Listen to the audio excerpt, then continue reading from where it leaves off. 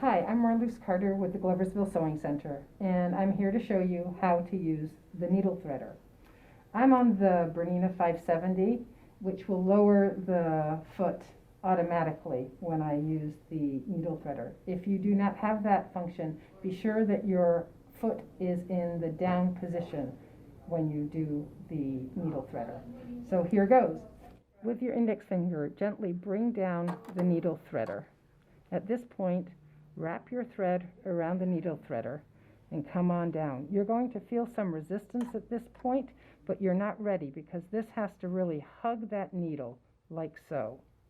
You're going to bring your thread into a groove. You're going to bring it to the back and now gently bring it forward. And you see how I'm holding it very, very gently.